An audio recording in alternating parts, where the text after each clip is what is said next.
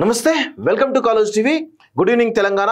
So ఇంతకు ముందే హైకోర్టులో ఈ 42% రిజర్వేషన్ మీద ఏం జరిగింది? హైకోర్టులో చాలా పెద్ద ఎత్తున వాదనలు జరిగినాయి. ఒకవైపు ఈ 42% రిజర్వేషన్ అనేది న్యాయబద్ధంగా లేదు అంటూ కూడా ఈరోజు కొంతమంది పిటిషనర్లు హైకోర్టులో లంచ్ మోషన్ పిటిషన్ వేయడం జరిగింది. దాన్ని యాక్సెప్ట్ చేసినటువంటి హైకోర్టు న్యాయస్థానం ఈరోజు 5 గంటలకి వాదనలు వింటామని చెప్పింది. సో అది దాదాపు ఒక అరగంట 45 మినిట్స్ లేట్ అయినట్టుంది. కానీ సుదీర్ఘంగా దాదాపు ఒక గంటన్నర పాటు సాగినటువంటి వాదనలో ఇటు పిటిషనర్ తరపు అడ్వకేట్స్ కావచ్చు, లేకపోతే ప్రభుత్వం తరపున అడ్వకేట్స్ కావచ్చు, అడ్వకేట్ జనరల్తో పాటు చాలా మంది కూడా తీన్మార్ మల్ల తరపు ఒక అడ్వకేట్ కావచ్చు, చిక్కుడు ప్రభాకర్ లాంటి వాళ్ళు కావచ్చు, చాలా మంది కూడా ఇంప్లీడ్ అయినటువంటి విషయం మనం చూస్తా ఉన్నాం. సో మొత్తానికైతే సుదీర్ఘంగా జరిగినటువంటి వాదనల తర్వాత హైకోర్టు చాలా కీలకమైనటువంటి విషయాలు చెప్పడం జరిగింది. 6వ తారీఖు నాడు తమ జడ్జిమెంట్ ఇస్తామని చెప్తూ సో ఎన్నికలను నిర్వహించాలా వద్దా అనే దాంట్లో కొంత ఎన్నికల కమిషన్ కూడా నోటీసు జారీ చేసినట్టు తెలుస్తా ఉంది. సో దీనిలో అసలు పూర్తి స్థాయి వాదనలు, వాటి ఏం జరిగింది, అసలు హైకోర్టు ఎలాంటి డెసిషన్ తీసుకోబోతుంది 6వ తారీఖు నాడు, అసలు ఎన్నికలు జరిగేటువంటి అవకాశం ఉందా, లేదంటే ఇంకా పోస్ట్పోన్ చేయడానికి కూడా అవకాశం ఉందా అనేటులో మనతో పాటు మాట్లాడడానికి అనలిస్ట్, అదేవిధంగా బీజేపీ సీనియర్ నాయకులు సూర్యపల్లి శ్రీనివాసరావు గారు మనతో పాటు. వారు అడిగి చాలా విషయాలు తెలుసుకునే ప్రయత్నిద్దాం. అన్న చెప్పండి, మీరు దాదాపు సుదీర్ఘంగా గంటన్నర పాటు వాదనలు చాలా వాడివేడిగా జరిగినాయి. సో ఇటు పిటిషన్ తరపు న్యాయవాదులను చాలా పెద్ద ఎత్తున జడ్జిలు ఇద్దరు కూడా చాలా సీరియస్ గా వాళ్ళు విచారించడం జరిగింది. అదేవిధంగా అడ్వకేట్ జనరల్ సుదర్శన్ రెడ్డి గారిని కూడా చాలా పెద్ద ఎత్తున ఆయన వాదనలు కూడా తోసిపుస్తూ చాలా రకాల విమర్శలు చేస్తూ వారికి కూడా కొంత ఇరకాటం పెట్టినట్టు తెలుస్తా ఉంది. సో ఈ వాదనలు విన్న తర్వాత మీకేమనిపిస్తుంది? అసలు అంటే ఈ వాదనలులో మొత్తంగా డీప్ గా ఏం పోలేదు అప్పటి వరకు. ఓకే, ఈ ఇద్దరు జడ్జిలు కూడా ఓకే ఒక టెక్నికల్ ఇష్యూను పట్టుకొని ఆఫ్ చేశారు. ఓకే, అంటే అది మేజర్ గా 285A అనే దాన్ని అవును అది గవర్నర్ అసెంట్ కు బిల్ చేసి గవర్నర్ అసెంట్ కు పంపారు కదా. అసెంట్ రాకముందే మీరు ఎట్లా జీవో తీసుకొచ్చి పెంచుతారు అనేదే ఒక కీలకంగా మారింది. అంటే అప్పుడు కేసీఆర్ ఇచ్చినదే ఇప్పటికీ ఇంకా మనకు పట్టుకొనే ఉన్నది. అయితే ఇక్కడ అంటే కేసీఆర్ గత 2018లో అనుకుంటా కదా, 2018లో ఇచ్చినటువంటి 23-25% ఏదో ఆ జీవోను అబాలిష్ చేయాలంటారా మీరు? దానికే రిస్ట్రిక్ట్ జీవోనా అమెండ్మెంట్? అసలు అది ఒక అమెండ్మెంట్ చేసే సెక్షన్ లో. ఓకే, దాన్ని తీసుకురావడంతో ఓకే ఆయన అప్పుడు వరకు ఆ ఎలక్షన్లు జరుపుకున్నాడు. జరుపుకోవడం కోసం సుప్రీంకోర్టులో ఇచ్చి ఇక్కడ చేసుకొని వచ్చింది 285A. ఓకే, అయితే ఆ 285A అనేది ఒక రిస్ట్రిక్షన్ మనకు. ఓకే, ఆ రిస్ట్రిక్షన్ ఉన్నప్పుడు మీరు ఎలా ఎన్హాన్స్ చేస్తారు జీవో ప్రకారము అనేదే బేసిక్ క్వశ్చన్. దాదాపు వాదన అంతా కూడా దాని మీదనే నడిచింది. తర్వాత నువ్వు 42% ఎట్లా వస్తుంది, తర్వాత 50% క్రాసింగ్, తర్వాత అది ఎక్సీడ్ కావడమా, అదంతా కూడా తర్వాత. ఓకే, ముందు అసలు నువ్వు ఎలా పెంచావు అనేది ఇంపార్టెంట్. అంటే వీళ్ళు అక్కడ అడ్వకేట్ జనరల్ ఏం చేశారంటే ఒక లెజిస్లేటివ్ పవర్ ఉంది, బిల్ పాస్ చేసి పంపాము, ఓకే, ఆ హక్కును మమ్మల్ని ప్రశ్నించొద్దు అంటే. అయితే అది కూడా ఎరైజ్ కాదు మీకు. మీరు బిల్ పాస్ చేయవచ్చు, మీరు బిల్ పాస్ చేసి పంపించవచ్చు, కానీ గవర్నర్ అసెంట్ రాకముందే మీరు దాన్ని బిల్లుగా ఎందుకు అనుకున్నారు అనేది అడిగిండ్రు. ఓకే, అయితే ఇక్కడ అడ్వకేట్ జనరల్ గారు కానివ్వండి, తర్వాత ప్రభుత్వం తరపున వాళ్ళు కానివ్వండి, బేసిక్స్ ఎక్సర్సైజ్ చేయలేదు అనిపిస్తుంది. ఓకే, మనం మార్నింగ్ కూడా దీని గురించి మాట్లాడాం. ఇదే అంశం మీద జరుగుతాయి వాదాలు అని చెప్పి చాలా క్లియర్ గా. సో మార్నింగ్ న్యూస్ లో కూడా శ్రీనివాస్ గారితో నేను ఆల్రెడీ కాల్ తీసుకోవడం జరిగింది. ఒకసారి కాల్ కూడా ఇందాం. ఇది మార్నింగ్ నేను ఆల్రెడీ అప్లోడ్ చేసిన కాల్ ఇది. సో మార్నింగ్ న్యూస్ లైవ్ లో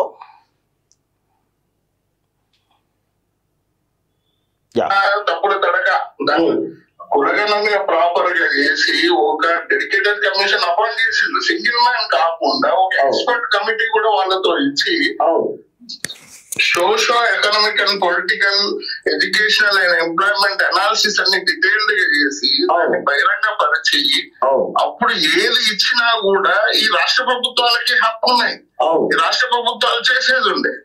కానీ వీళ్ళు పొలిటికల్ దీన్ని చేసుకోవడం కోసం, మైలేజ్ కోసము జంతర్ మంతర్ దగ్గర మీటింగ్లు పెట్టుడు. అసలు నాకు అర్థం కాదు. ఇప్పుడు గత ప్రభుత్వము 23% రిస్ట్రిక్ట్ చేస్తూ ఒక బిల్లు తీసుకొచ్చింది, సెక్షన్ 285 తీసుకొచ్చింది. అసలు మొట్టమొదట్లో దాన్ని అబాలిష్ చేసేది ఉండే, చేసిన తర్వాతనే బిల్లు తెచ్చేది ఉండే.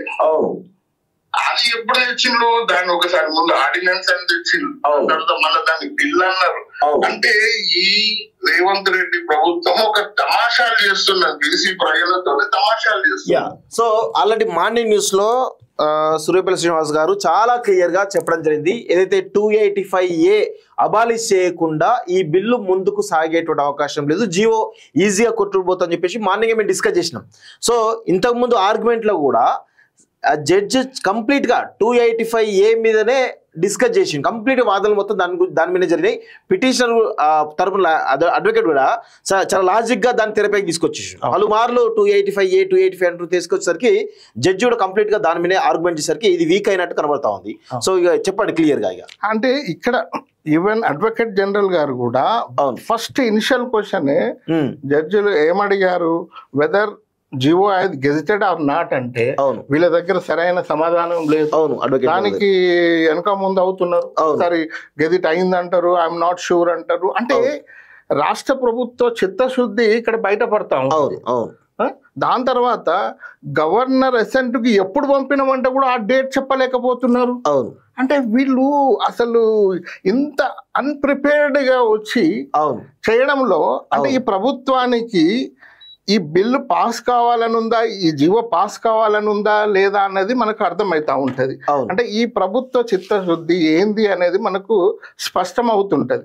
నేను చెప్తున్నా మినిమం కామన్ సెన్స్ ఉన్నప్పుడు పాత బిల్లు ఒకటి మనం పెట్టినప్పుడు ఒక లిమిట్ పెట్టినాము అని 285A ఇచ్చినప్పుడు దాన్ని తీసేసిన తర్వాతనే కదా ఎక్సీడ్ కావడానికి ఉంటుంది. కామన్ సెన్స్ కదా. అది లేకుండా 2 బిల్లులు తీసుకొచ్చిండ్రు. మార్చ్ లో 2 బిల్లులు తీసుకొచ్చి జంతర్ మంతర్ దగ్గర ధర్నాలు చేసి మోడీ మెడలు తొడలు వంచుతాం అని మాట్లాడేది వాళ్ళకు. అంటే ఇక్కడ ఒకటే స్పష్టంగా నాకు అర్థమవుతున్నది ఏంటంటే ఈ కాంగ్రెస్ ప్రభుత్వానికి ఈ బిల్లుల పైన అంటే వాళ్ళు ప్రామిస్ చేసిన కామారెడ్డిలో ప్రామిస్ చేసిన డిక్లరేషన్ లో ప్రామిస్ చేసిన 23 నుండి 42% రిజర్వేషన్ ఎన్హాన్స్ చేయడం అనేది, తర్వాత కేటగరైజేషన్ అయితే మొత్తానికే గాలి వదిలేసిండ్రు. అయితే దాంట్లో ఈ 42% కేటగరైజేషన్ గాలికి వదిలేయడంలో ఇక్కడున్న బీసీలో కూడా మౌన పాత్రలో ఉన్నారు. అంటే మౌనం అర్ధంగీకారంగానే ఉంటుంది వీళ్ళది. అంటే వీళ్ళ మౌనం వెనుక ఉన్న ఏంటి స్ట్రాటజీ ఏంటి ఇక్కడ ఉన్న లీడర్లది, ఎందుకు ఆ కేటగరైజేషన్ మాట్లాడతారని ఉండే. నాకు ఉదయము నేను ఫోన్ ఇన్లో నేను క్లియర్గా ఎక్స్ప్లెయిన్ చేయలేకపోయాను. కానీ ఈ జీవోలో మొట్టమొదటి ఒకసారి చూస్తే అసలు ఈ జీవో ఎవరి కోసం తెచ్చినాం అనేదే ఇక్కడ ఉంటది. మీరు ఒకసారి పెట్టండి, నేను చదువుతా. ఇది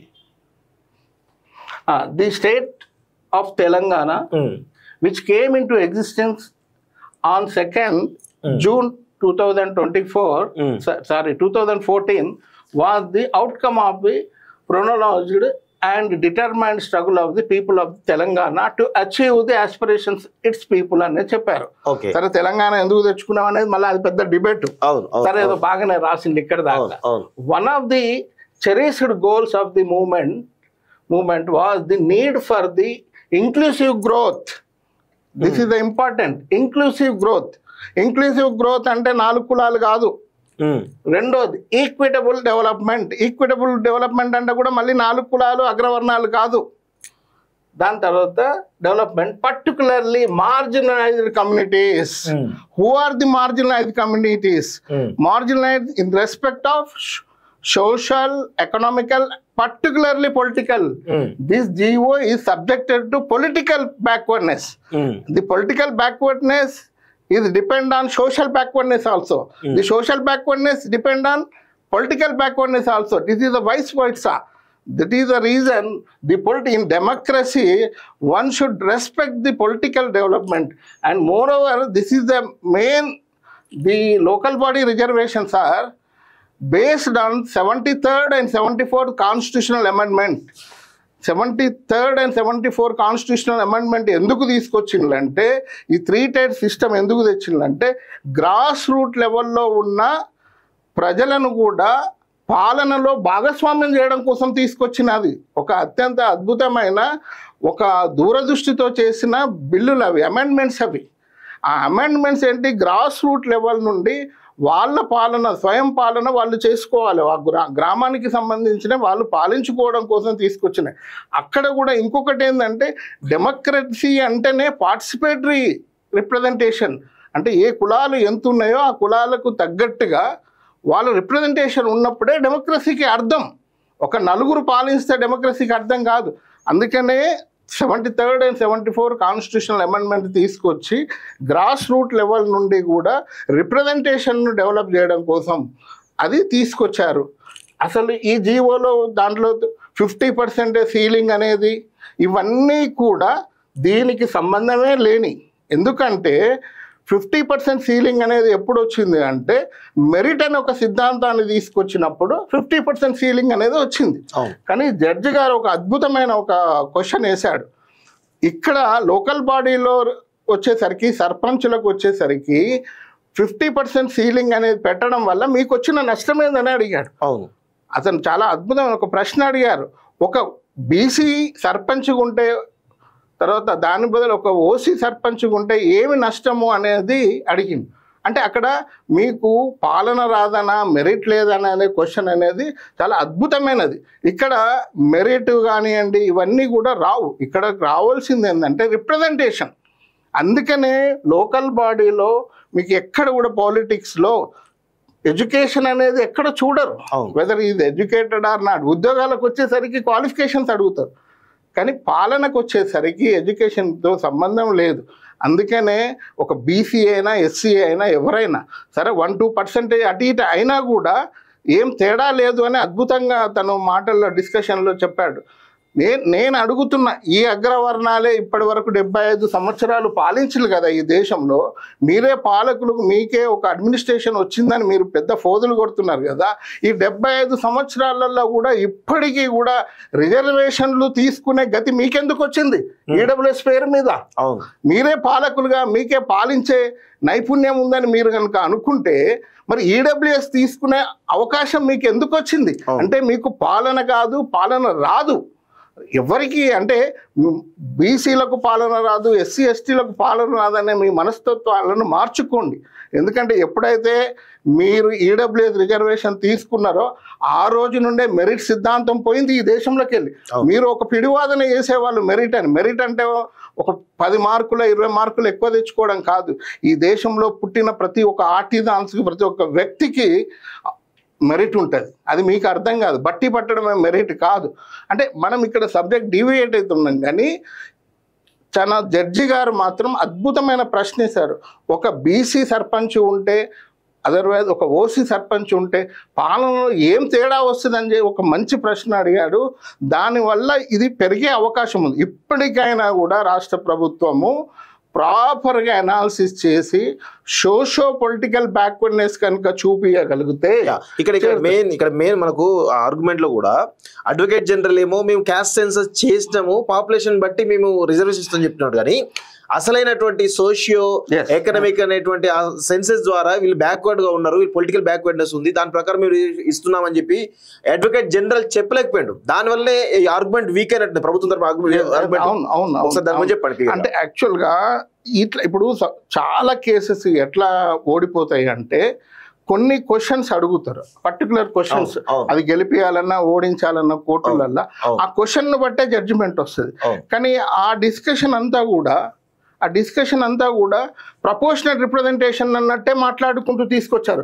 కానీ అక్కడ అడ్వకేట్ జనరల్ గారు ఇంటర్ఫియర్ అయ్యి ఇది ప్రపోర్షనల్ రిప్రజెంటేషన్ కాదు, కులగణన చేసి అనాలిసిస్ చేసి socio political educational employment census చేసి దాంట్లో ఇండెఫిషియన్సీని తీసుకొని మేము ఎన్హాన్స్ చేసినామని చెప్పాలి. అక్కడ చెప్పలేకపోయిండు. అంటే మళ్ళీ కూడా ఇక్కడ మళ్ళీ కాంగ్రెస్ ప్రభుత్వం యొక్క చిత్తశుద్ధి బయటపడుతుంది. ఇప్పుడు ఎన్నిసార్లు అనాలి నాకే సిగ్గైతుంది.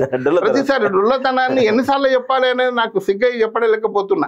అంటే ఆ డైరెక్షన్ లో పోవడం అనేది తప్పు. అంటే దీనికి టెక్నికల్ గా చెప్పాలంటే ఎస్సీ ఎస్టీ రిజర్వేషన్స్ అనేది purely subjected to proportional representation. అంటే వాళ్ళ జనాభా ప్రకారంగా ఎంత ఉన్నారో అంతే వాళ్ళకు రిజర్వేషన్స్ ఇవ్వచ్చు. కానీ వేరే బీసీలకు వచ్చేసరికి వాళ్ళకు పాపులేషన్తో సంబంధమే లేదు. వాళ్ళకు వచ్చింది ఏంది అంటే ఎడ్యుకేసీ, అంటే కనీస రిప్రజెంటేషన్ ఉందా లేదా అని చూడడం తప్ప. అందుకనే ఆ డైరెక్షన్లో వాదన పోవద్దు. ఇప్పటికైనా కూడా అడ్వకేట్ జనరల్ గారు కానివ్వండి, ఈ రాష్ట్ర ప్రభుత్వంలో ఉన్న ఎక్స్పర్ట్స్ కానివ్వండి, ప్రాపర్గా చేస్తేనే కానీ అది ఏమైనా నిలుస్తుంది. అన్నిటికన్నా ముఖ్యంగా ఇప్పటికి కూడా నేను మళ్ళీ once again requesting and asking the government, ఇప్పటికైనా మీరు చెప్పినట్టు మార్జినలైజ్ కమ్యూనిటీస్ను రిప్రజెంటేషన్ తీసుకురండి. అది కూడా తీసుకురాకుండా కొట్టుడు పోతుంది. రేపు పొద్దున కోర్టులు ఛాలెంజ్ చేసినప్పుడు కూడా ఆ ఛాలెంజ్ ప్రకారం కూడా మనము తీసుకొచ్చిన డేటా అంతా కూడా షోకి చేయగల, డేటా షో చేసి దాన్ని ఇక్కడ ఇన్ఎక్వెన్సీ ఉంది అని ప్రూవ్ చేయగలగాలి. ఆ ప్రూవ్ చేయాలంటే నువ్వు ముందు ఈ వర్గాలను ముందు చూపించాలి. ఈ వర్గాలను చూపించుకుంటూ నువ్వు కేటగరైజేషన్ చేసినప్పుడే నీకు చెల్తుంది. ఈ రాష్ట్రంలో కేటగరైజేషన్ అనేది అనంతరామన్ కమిషన్ నుండి ఉంది, విద్యా ఉద్యోగ రంగాలలో ఉంది. మీరు పొలిటికల్గా వేయడంలో మీకు వచ్చిన అభ్యంతరం ఏంది మాకు అర్థం కాదు. మీ వాటా ఏం తీసినట్లే కదా, మా వాటా మేము అడుగుతున్నాం కదా. అందుకనే కేటగరైజేషన్తో కూడిన జీవో రావాలని నేను మళ్ళీ ఇప్పటికైనా ఇక్కడ పిటిషన్ తరపు అడ్వకేట్స్ ఇనిషియల్ గా వర్టికల్ రిజర్వేషన్స్ అని చెప్పేసి మాట్లాడారు. సో అటు ఎస్సీ ఎస్టీ రిజర్వేషన్ సంబంధించేమో హారిజాంటల్ రిజర్వేషన్ అని చెప్పేసి మాట్లాడారు. ఈడబ్ల్యూఎస్ ను ఉమెన్ రిజర్వేషన్ హారిజాంటల్. సో ఒకసారి దీని గురించి క్లియర్ గా చెప్పండి. వర్టికల్ హారిజాంటల్ రిజర్వేషన్ గురించి కొంత క్లారిటీ షార్ట్ ఫామ్ లో చెప్పండి ఒకసారి. అంటే ఇప్పుడు ఎవరైతే సోషల్లీ అండ్ ఎడ్యుకేషనల్లీ బ్యాక్వర్డ్ ఉన్నాయో SC ST BC reservation vertical reservations అని, అదే హారిజాంటల్ రిజర్వేషన్ అనేది ఈడబ్ల్యూఎస్ అని women reservation PH public physically and challenged పర్సన్స్ను వర్టికల్ అని తీసుకొచ్చింది. అసలు ఈడబ్ల్యూఎస్ రిజర్వేషన్ అనే దానికి ఒక శాంటిటీ లేదు. ఈడబ్ల్యూఎస్ రిజర్వేషన్ శాంటిటీ లేదు. అసలు ఈ పొలిటికల్ రిప్రజెంటేషన్స్ కానీ ఎవైతే లోకల్ బాడీలో ఉండే రిజర్వేషన్స్ అనేటి అసలు వర్టికల్ హారిజాంటల్ అనేది సమస్య తేరు. It is a proportionate representation, it is towards democracy. అసలు దీనికి ఎందుకు ఇంటర్ప్రిట్ చేస్తున్నారో నాకు అర్థం కాదు. అక్కడ మనం ఫెయిల్ అవుతున్నాం. నాకున్న నాలెడ్జ్, లీగల్ నాలెడ్జ్ వరకు అసలు వీటి కింద తీసుకురావద్దు. అందుకనే ఆయన క్వశ్చన్ అడిగారు, మెరిట్ వస్తుందా అని అడిగారు. మెరిట్ అనేది తీసుకొచ్చారు. మెరిట్ కాకుండా ఒక బీసీ సర్పంచ్ ఉంటే ఏంది, ఓసీ సర్పంచ్ ఉంటే ఏంది అని అడిగారు. దాని వెనక అర్థమే అక్కడ ఏంటంటే ఆ కులాలకు ఆ వర్గాలకు సంబంధించిన ప్రపోర్షనేట్ రిప్రజెంటేషన్ ఉండాలి.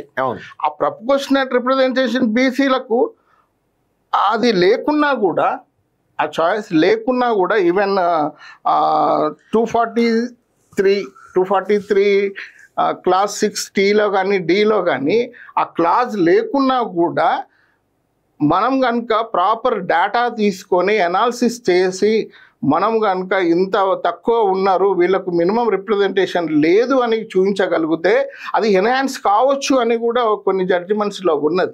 ఆ డైరెక్షన్లో తీసుకుపోవాలి జడ్జిమెంట్ను కూడా.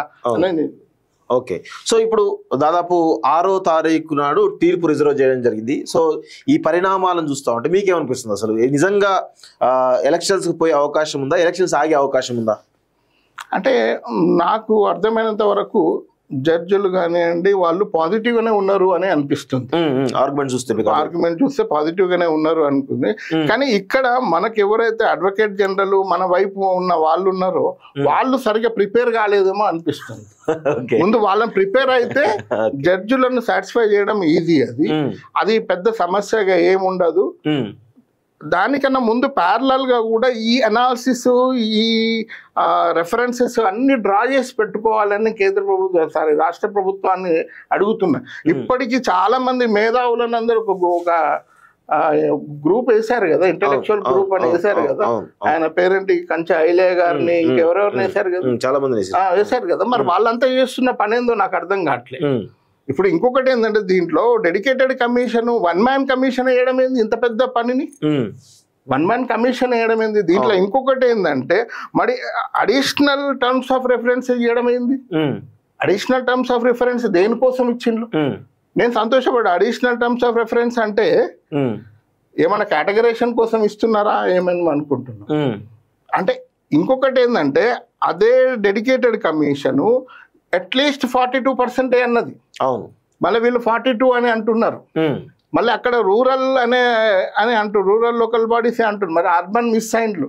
అంటే ఇది ఇంకొకటి అన్నిటికన్నా పెద్ద బ్లండర్ ఏంటంటే బ్యాక్వర్డ్ క్లాసెస్ ఆఫ్ సిటిజన్స్ అనాలే. మనకి జీవోలో లేదు, మీరు ఫస్ట్ చూడండి ఒకసారి. నేను కూడా చూశాను.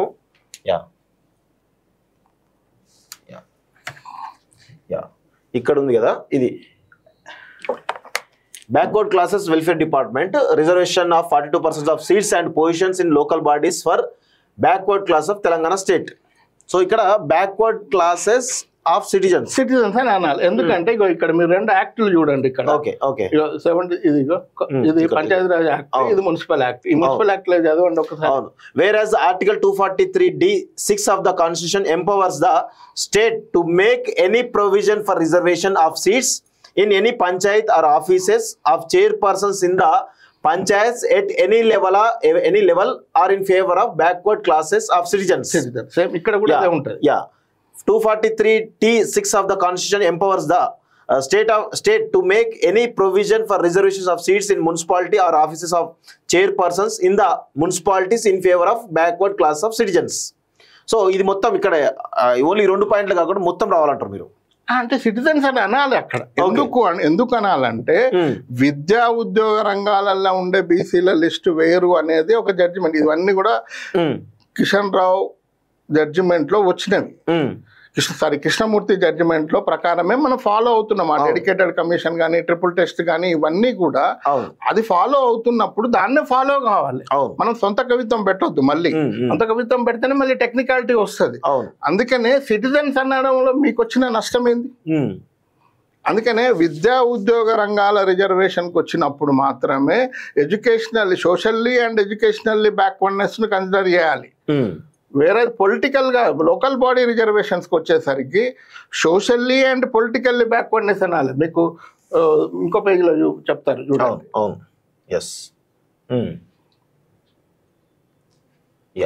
inadequate political representation. Yes. After careful consideration of the commission's recommendation and the view of BC population and their inadequate political representation, and the government concluded it that necessary to revise the existing level of reservation in local bodies to 42% of their welfare and advancement. The government have accepted the recommendation for the reservation to the backward classes. ఇక్కడ ఇక్కడ backward classes of citizens అనాలి. At least 42 in rural and urban local bodies in the state. Accordingly, the Telangana backward classes reservation seats ఇది ఇక్కడ ఎందుకు అంటున్నారు? మీరు బిల్లులకు వెళ్ళండి. బిల్లులకు వెళ్తే ఇదే బిల్ కదా, బిల్లు ఇది జీవో. బిల్లులకు వెళ్తే బిల్ 4 లో క్లియర్ గా ఉంటది. బిల్ 4 లో క్లియర్ గా ఉంటది. అంటే వీళ్ళు ఎందుకు ఇంత తప్పులు రాస్తున్నారు అనేది నాకు అర్థం కావట్లేదు. అంటే ఇవే టెక్నికల్ విషయాలే కదా పట్టుకున్నది. ఇప్పుడు కోర్టు కూడా టెక్నికల్ విషయాలే. ఇంకా డీప్ గా పోతే ఇంకా ఎన్ని వెళ్తాయో తెలియదు. సర్వే అనేది ఒక పెద్ద అది ఇప్పుడు అనొద్దు. ఎందుకంటే మనం ఒక బీయింగ్ ఏ బీసీ మనకేదో జరుగుతుంది మంచిగా అనే ఆశతోని మనం ఇంకా కాస్త పాజిటివ్ గా మాట్లాడుతున్నాం, మంచి జరగాలని మాట్లాడుతున్నాం. ఆ తర్వాత అనాలిసిస్ ఏంది, అనాలిసిస్ గురించి, తర్వాత ఏం ఇన్ఫరెన్సెస్ డ్రా చేశారు, ఏ కులాలని అవి చేశారు, ఎందుకు బయట పెడతారు? సో ఇప్పుడు 6వ తారీఖు జడ్జిమెంట్ రిజర్వ్ చేయడం జరిగింది హైకోర్టు. సో ఈ దాదాపు ఇంకొక 6వ తారీఖు అంటే ఇది 27వ తారీఖు, అంటే ఆల్మోస్ట్ 3, 6, 9 రోజులు ఉంది. సో ఈ 9 రోజుల్లో రాష్ట్ర ప్రభుత్వం ఎలాంటి నిర్ణయాలు తీసుకుంటే ఆ తీర్పు పాజిటివ్ వచ్చేటువంటి అవకాశం ఉంటుంది? మీరు చెప్పగలుగుతారా ఆ విషయాలు, పాయింట్స్? అంటే ఇది 11th అవర్లో వచ్చారు. Already 11th hour.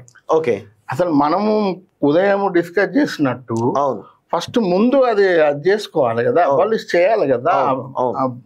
అబాలిష్ చేయాలంటే మళ్ళీ అసెంబ్లీ మొత్తం కూర్చోవాలేమోవచ్చు అబాలిష్ చేయాలంటే. అంటే నేను అనేది ఇదేదో ముందు చేయాల్సిన పనిని వీళ్ళు లాస్ట్ కి చేస్తున్నారు కదా.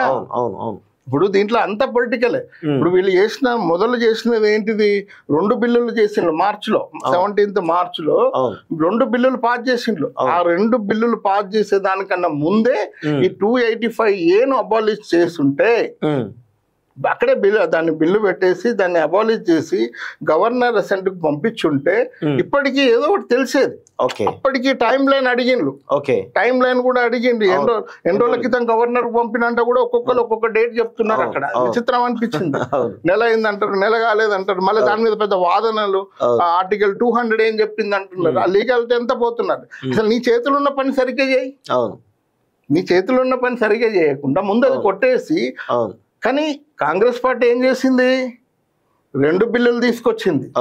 2 బిల్లులు, బిల్ 3 అండ్ బిల్ 4 తీసుకొచ్చి దాన్ని తమాషా చేసి రాష్ట్రపతికి పంపించిన అని చెప్పి జంతర్ మంతర్ దగ్గర ధర్నా చేసి ఇక్కడ నుండి ట్రైన్లు పట్టుకపోయి ఇందులో పెట్టే ఎఫర్ట్లో 1.1% పెట్టినా కూడా ఇప్పటికీ ఇది ఉండకపోయేది.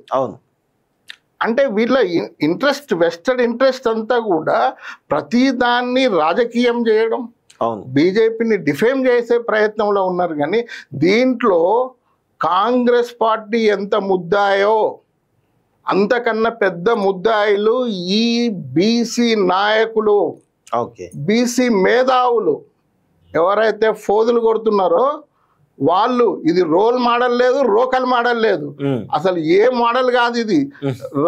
రాహుల్ గాంధీ వచ్చి తెలుసుకోను ఒకసారి, నిన్ను బూమరాంగ్ చేస్తున్నారు, నిన్ను అంతా అది చేస్తున్నారు మీకు. అసలు ఈ బీసీ మేధావులది, బీసీ నాయకులదే పెద్ద తప్పు. అంటే వీళ్ళు కూడా పొలిటికల్ పబ్బం గడుపుకోవడానికే సరిపోతుంది వీళ్ళ టైం కూడా. నిజంగా బీసీల మీద ఆలోచన లేదు.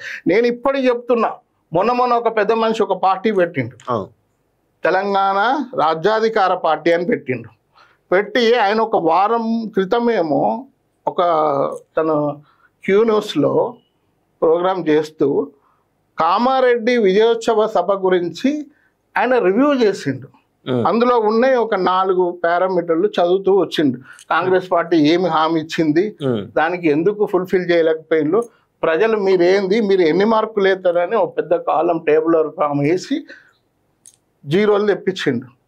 అందులో ఉపవర్గీకరణ అనే దాన్ని చదవలేదు ఆయన. ఒక పటేల్, చింతపండు నవీన్ అనే పటేల్, తర్వాత సుదర్శన్ గౌడ్ అనే వ్యక్తులు ఇద్దరు చదవలేదు. అంటే వాళ్ళకి తెలుగు చదవడం రాదా?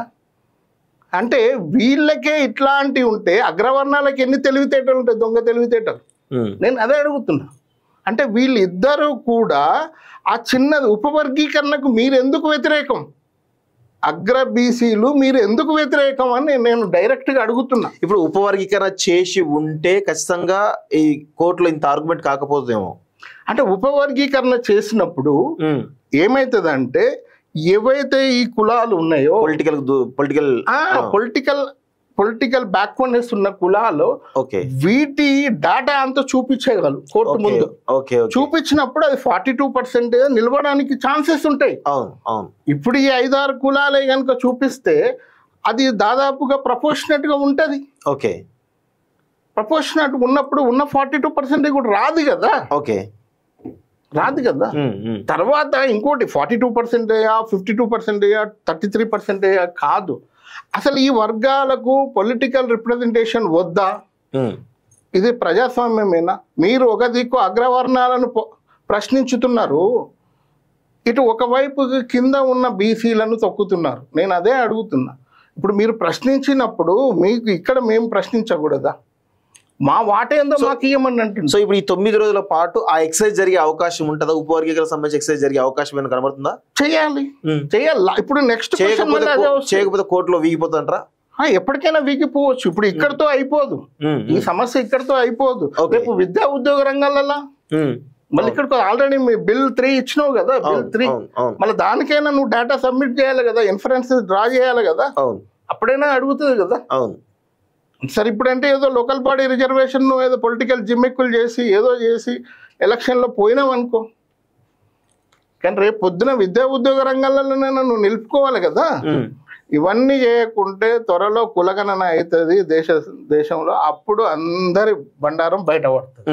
అప్పటిదాకానే ఉండదు. కానీ నేను ఇప్పటికి కూడా నేను ఒక బీసీ కాన్సెప్ట్నే మాట్లాడుతున్నా. నాకు ఏ కులాలంటే కూడా వ్యతిరేకం కాదు, ఏ వ్యక్తులంటే కూడా వ్యతిరేకం కాదు.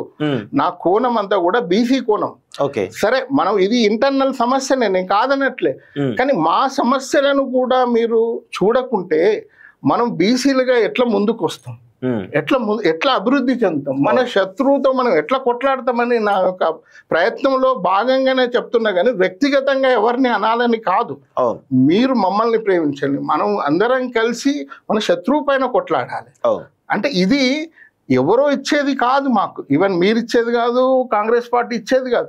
ఇది మా constitutional right. 73rd and 74 constitutional amendment ద్వారానే వచ్చింది మాకు.